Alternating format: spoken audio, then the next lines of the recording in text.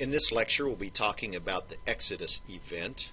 Subsequent lectures will talk about the giving of the law at Mount Sinai. Both of these topics are covered in the book of Exodus.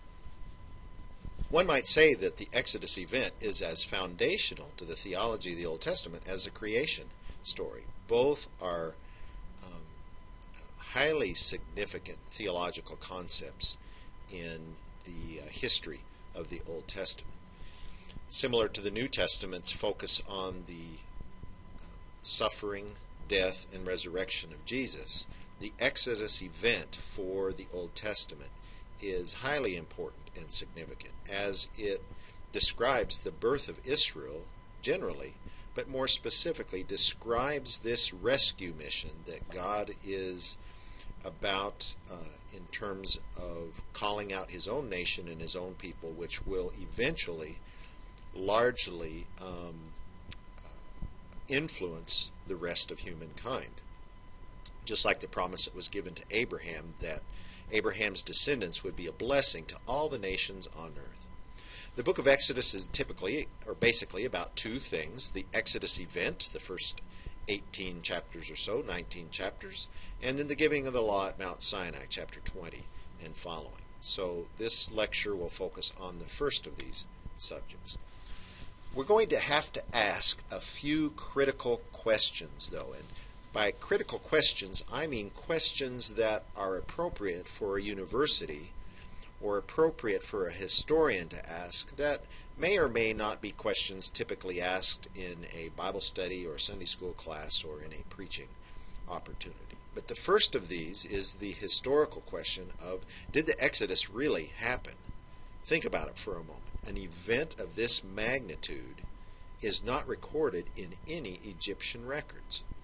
So if you think about the fact that the firstborn of every individual dies, that the military machine is drowned in the Red Sea, that Pharaoh's own household is touched by this terrible plague, these mighty plagues that came against the nation, all of these there's not a word or very little about in the historical record.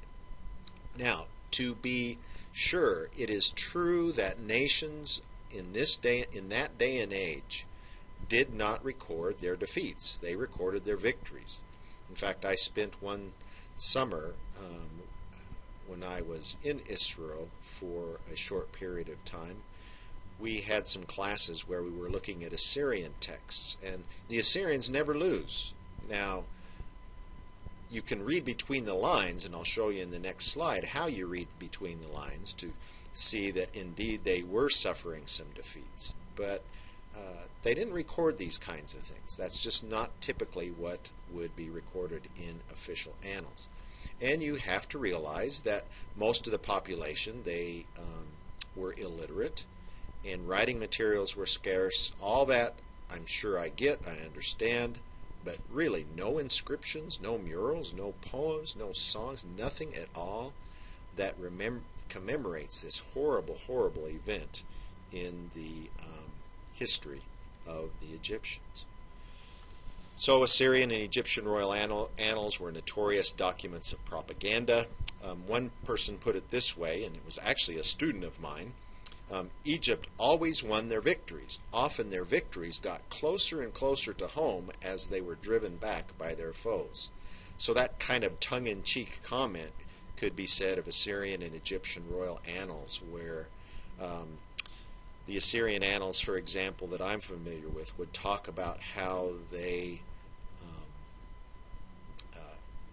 gained a great victory, or that they shed much blood, or whatever. They would use kind of loose language that gave the impression that they won, when in reality we know from other records that indeed they lost.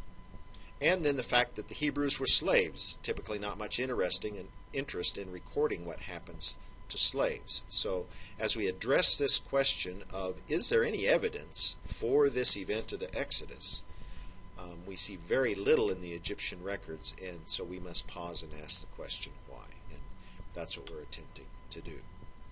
There are bits and pieces of evidence that do support the biblical account. The Merneptah Stela, and a stela is a monumental record, usually carved in stone, that mentions victories that a king or a nation won. And it mentions Israel as one of the peoples encountered during a military campaign in Canaan by Pharaoh Merneptah. And we can date that stela to 1209 or 1208 BCE. And so what that tells us is that Israel existed by that time. We don't just have records from the Bible, we have records outside the Bible confirming that.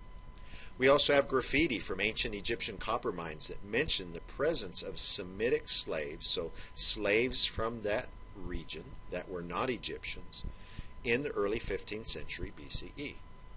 So we have some evidence there. The Egyptian names in the story are authentic. Many people have attributed and pointed out that fact. Oh, by the way, here's a little picture of the Merneptah Stela. You can see the pharaoh there at the top, and then the hieroglyphics, the inscription there below. And this inscription mentions Israel by name in this text, which dates 1209, 1208 BC.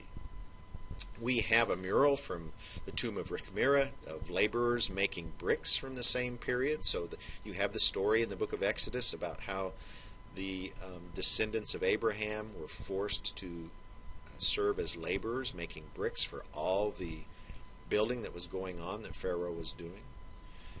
As small as it might sound, the price of a slave in the second millennium BC is different than it was in the first millennium BC, and so that small little bit of evidence seems to fit.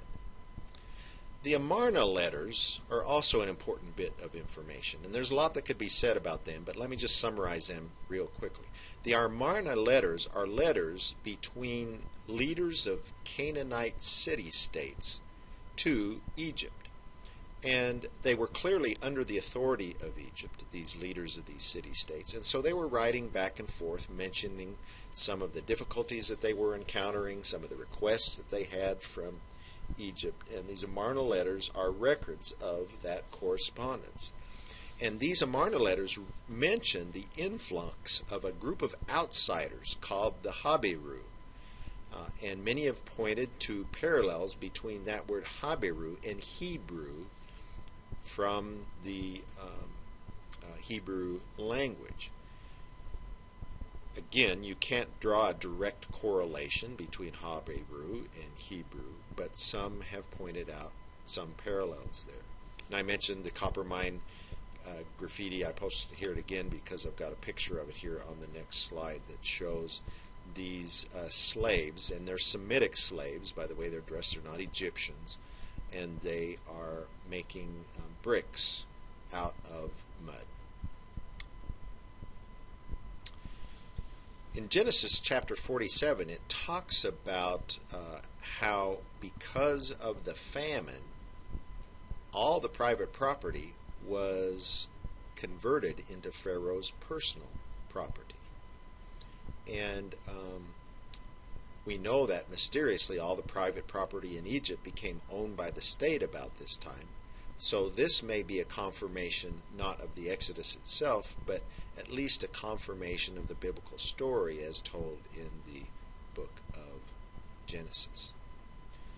Now there are a number of other things that we could look at, but basically there are just bits and pieces of evidence that relate to the historicity of the Exodus account. So historians deal and still grapple with that question. I must be honest with you and say that archaeologists largely are highly suspicious of the biblical story of the Exodus. So that's something that needs to be taken into consideration. The second critical question, and by critical I mean a question a historian would ask about a biblical text, probably not a question you'd hear in Sunday school or church, and that is, can these numbers be found to be reliable? The book of Numbers says that this fighting force of, or these slaves that escaped from Egypt included 603,000 fighting men. So you throw in women and children, you're looking at a force the size of 2.5 million people. That's a lot of slaves. Even if they were slaves, that's a lot of people to go against Egypt's army, which was estimated to be about 25,000 people.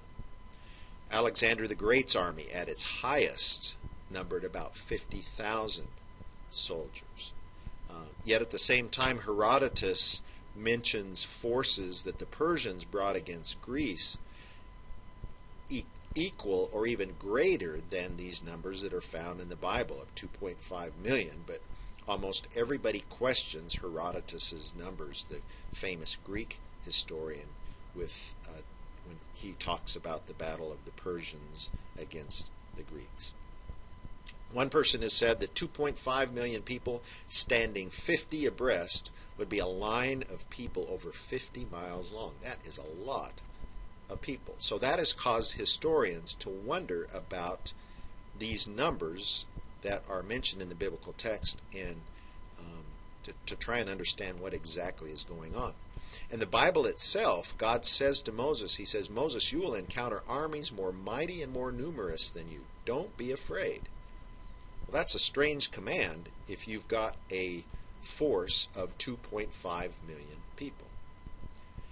Now, archaeological evidence does confirm a large influx of people into the hill country of Palestine around 1200 BC, but nowhere near 2.5 million or even 600,000. There are over 200 brand new settlements of, 15 to 30,000 people, maybe more than that, but nowhere near 600,000 people. But certainly, archaeological evidence does confirm that a large group settled this region around the middle of the 13th century BC. Well, in the 20th century, a scholar from the University of Michigan began to look at Hebrew language a little bit and realized that the Hebrew word elef has two different meanings depending on context. It can either mean thousand or it can mean a squad or the smallest fighting unit. Well, those of you with military backgrounds know there's a big difference between a group of 1,000 soldiers and the smallest squad or smallest fighting unit, let's say 7 to 15 people. So what he said was rather than translating 600,000, you translate it 600 fighting units, 600 squads. Then you're looking at a population of 25 to, misprint on my slide there, 25 to 30,000 people. So numbers is a second critical question. Third critical question is the route of the Exodus. And if you'll look at any map, you can take a look at the map at the back of our study Bibles for this course. But if you look at any map of the route of the Exodus, you'll see there are multiple routes that are speculated. And so bottom line is nobody knows where Mount Sinai really is. There's a traditional Mount Sinai there in the Negev, but that location is actually a Christian site that dates several hundred years after Christ. It's very late and in terms of its dating. So some have speculated sites at that traditional location. Some have said, yeah, that's where Mount Sinai is. Others have speculated sites in what is now modern-day Saudi Arabia, which is across the Red Sea, high mountainous region there. Bottom line, no one knows where Mount Sinai really is. Now, the tourist companies will all take you there, and they'll take you up to the monastery that is there, but you just need to realize that that is a late tradition in terms of what a historian would look at. And then there are questions, the fourth critical question that you would address in a university course that's appropriate to asking these kinds of questions, is related to the date of the book of Exodus, or the date of the Exodus event. Excuse me. The book of Kings says that Solomon built the temple about 480 years after the slave left Egypt. Well, we know that Solomon's temple dates about 960 BC, so That would make this about 440 BC. But most of the archaeological evidence supports a date a century or so later, around 1280, 1260 BC. And so you just need to know, for an introductory course like this, you need to know there are some questions, even among Bible-believing conservative believers. There are questions and debates about the date of the Exodus. And the best discussion I have found is in the ESV Study Bible that covers both sides of the debates.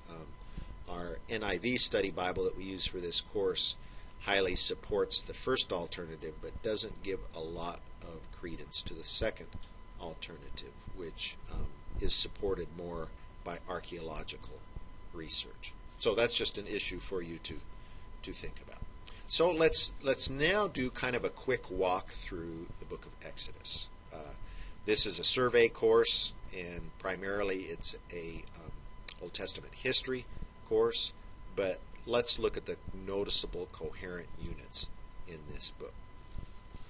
The story begins with this divine blessing that goes all the way back to page 1 of the Bible. And this blessing was uttered by God in the creation account. It says the people of Israel, and this blessing is to be fruitful and multiply and fill the earth. So it's both a command and a blessing. And in Exodus 1 it says the people of Israel were fruitful and increased greatly.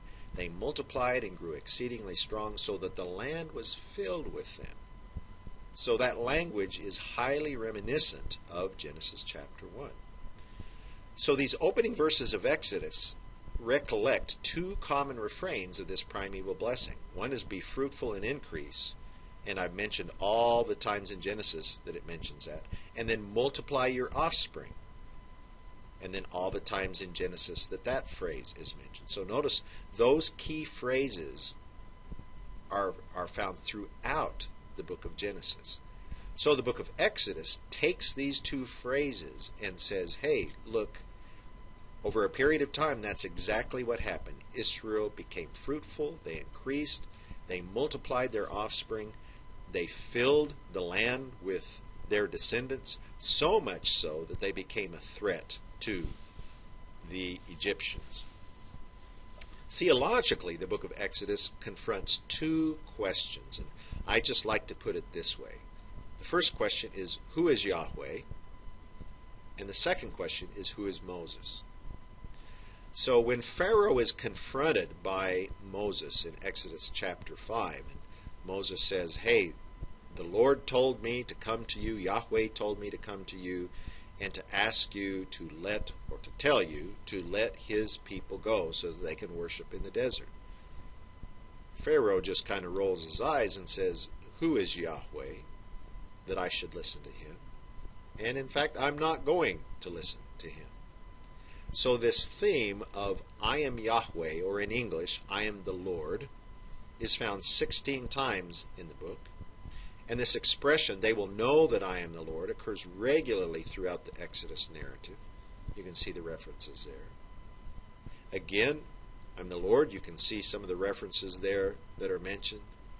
And then in chapter 15:11, the rhetorical question to God, to Yahweh, who among the gods is like you? In other words, there's no one like you. You're the greatest.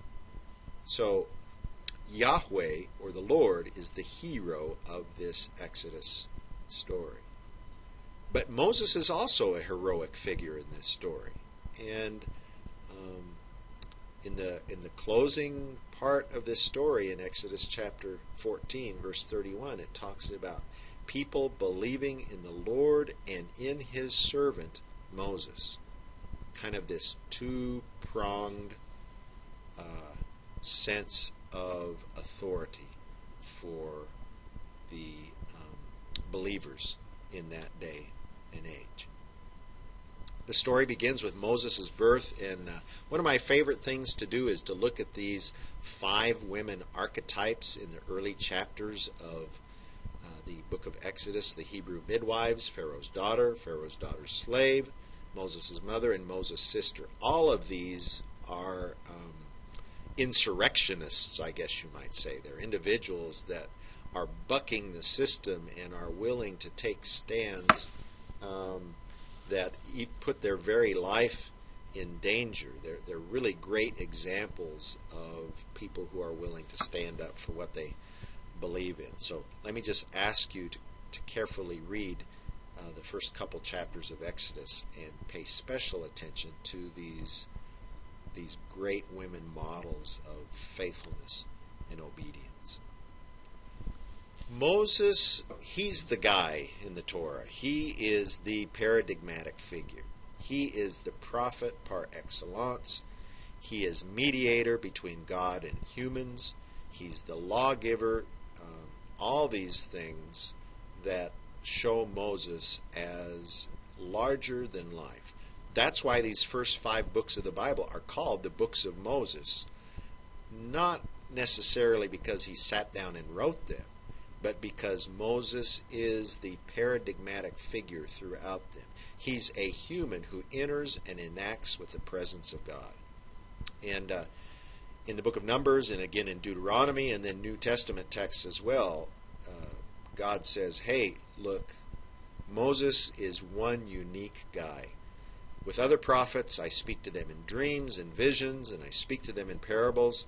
But he says, I don't talk to Moses that way. I talk to Moses face to face, just like one human being talks to another.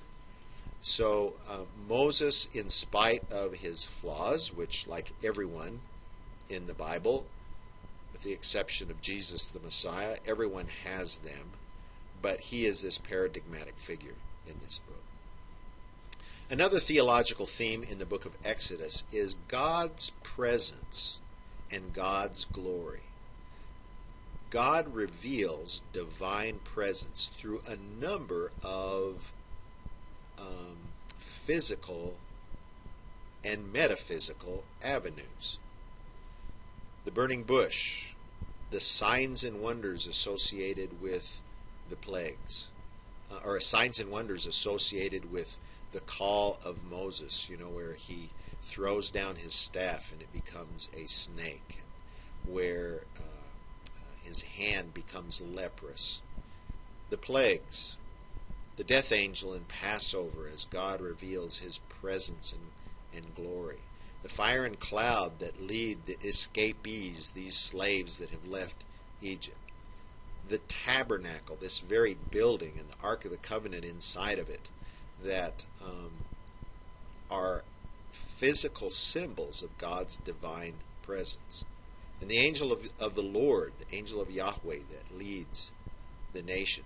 You could say that the book of Exodus is all about God's presence and his glory. And there are lots of vehicles and lots of avenues through which that divine presence is made known in this story. And these are 7 of them here. Then I want to close with this key transitional text. Let me just read it to you, and then I'll say a word about that. It says, if you obey me fully and keep my covenant, then out of all nations you will be my treasured possession. Although the whole earth is mine, you will be for me a kingdom of priests and a holy nation. These are the words you are to speak to the Israelites. So God says, you are going to be my treasured people. But he also says, I want you to know that my plan is not just for you, it's for all the nations of the earth. The whole earth is mine. And you are to be key, you are to be a key people in my plan and purpose for this world. You will be for me a kingdom of priests and a holy nation. Now that's the strangest expression in the world. You are going to be a kingdom, but you're going to be a kingdom of priests. Not just the priestly class, but everyone involved is going to have this priestly function of representing God to the world around them.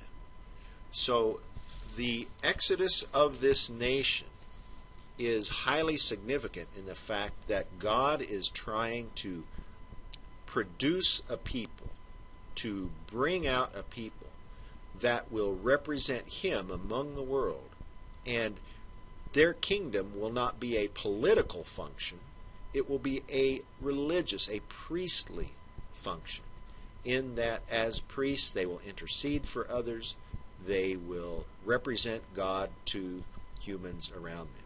So this key text shows that God's plan for Israel is to be a nation that is set apart, that is different, that is unique, a nation that represents God to the people.